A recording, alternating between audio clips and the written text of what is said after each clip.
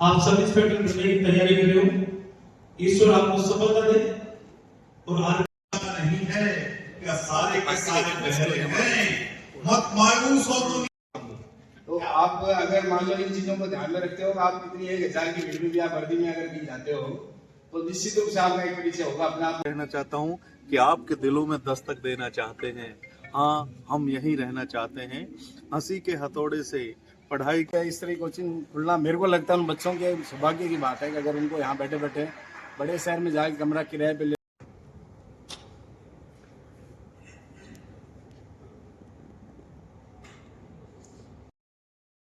के माँ बाप को याद करते हुए जिस जिस भी देवता को आप मानते हैं,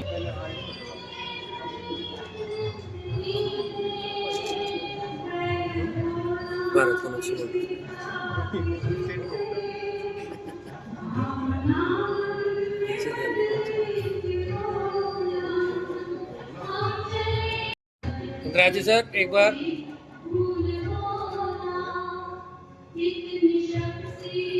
ओके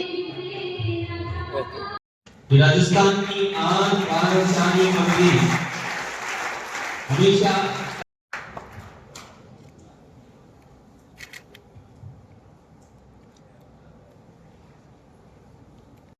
आपको पता है भविष्य का निर्माण गुरु के हाथ होता है।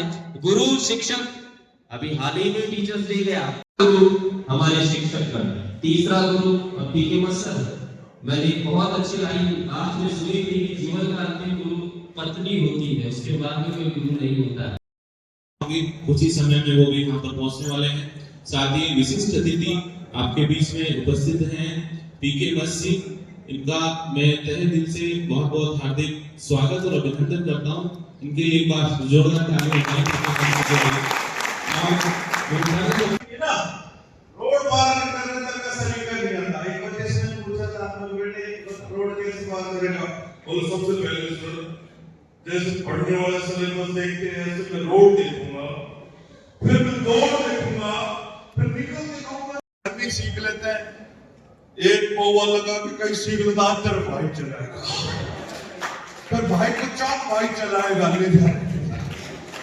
तो ऐसे नहीं होना चाहिए ना। कॉन्फिडेंस जब ही आएगा जब प्रॉपर गाइडेंस होती है। क्यों?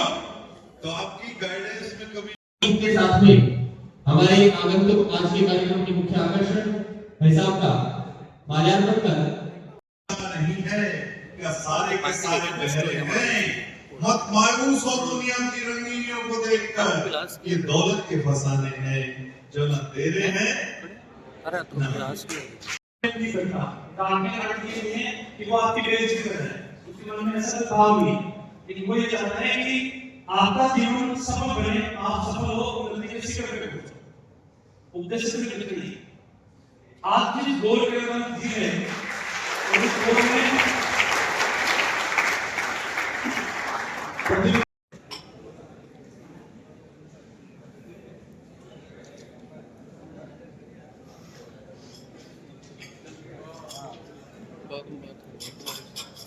तो ऐसे तो साहब ने चिन्हित कर लिया है। अब देख लीजिए आप में से किसी ने कोई गड़बड़ करी तो, क्योंकि एक बार जिनको ये देख लेते हैं उनको भूलते नहीं है। ये नहीं खास बात है, जब से यह चौगुन में पूरे 2 वर्ष का कार्यकाल इन्होंने पूरा किया है और बहुत अच्छे से पूरा किया। एक बार जो तो आप अगर मान लो इन चीजों को ध्यान में रखते हो, आप कितनी 1000 की भीड़ में भी आप वर्दी में अगर कहीं जाते हो तो निश्चित रूप से आपका एक परिचय होगा, अपना आप में एक परिचय होगा। बड़े से बड़ा अधिकारी चाहे आईएएस हो, सीनियर आईएएस हो, चाहे चीफ सेक्रेटरी हो, उसको भी अपना परिचय देना पड़ेगा प्रधान। तो कितनी अच्छी बात है कि हमें एक बहुत एक मेरे ख्याल से ये सेकंड ग्रेड की नौकरी है मेरे ख्याल से सब इंस्पेक्टर, और उसके बावजूद भी आपको पूरी दुनिया में हर आदमी जाने जहाँ भी, क्योंकि आपकी जब आपकी तस्वीर आपकी वर्दी के साथ होती है तो आपको अपना परिचय देने की कहीं भी आवश्यकता नहीं रहती। इसी शौक के कारण मैं भी अब इस जाल में फंस गया वैसे, लेकिन बड़ी शानदार नौकरी है। शुभारंभ हुआ है और बच्चे किस तरह से तैयारी करें और वो अपने टारगेट को तक कैसे पहुंचे? नहीं, निश्चित रूप से छोटी जगह पे इस तरह की कोचिंग खुलना मेरे को लगता है उन बच्चों के सौभाग्य की बात है कि अगर उनको यहाँ बैठे बैठे बड़े शहर में जाके कमरा किराए पे लेके और एक्स्ट्रा खर्चा करके भी जो चीज़ नहीं मिलती वो अगर मान लो लोकल लेवल पे मिल रही है, तो मैं मानता हूँ कि इसको जो संस्था को जिन लोगों ने भी स्थापित किया है उन्होंने बड़ा अच्छा काम किया है, शुभ काम किया है। और बच्चों से मेरा एक ही संदेश रहेगा कि आप जम के मेहनत करें। मेहनत का मुकाबला तो किसी चीज़ से नहीं हो सकता। लेकिन मेहनत के साथ साथ वो सही दिशा में होनी बड़ी आवश्यकता है। इसके लिए इस टाइप की जो कोचिंग कोई भी हो, लेकिन क्योंकि आपके नज़दीक में यहीं पे मिल गया है तो इससे बढ़िया सौभाग्य नहीं है। तो इस टाइप से सही मार्गदर्शन से वो आगे बढ़ पाएंगे। यही मेरा प्रारंभ है और नई शुरुआत है, और बच्चे किस तरह से आगे बढ़े, कुछ मोटिवेट के तौर पे कुछ कहना चाहें? देखिए, जीवन में आगे बढ़ने के लिए दोनों तरफा यातायात होता है। बच्चे की खुद की मेहनत होती है और एक अच्छी गाइडेंस भी चाहिए होती है।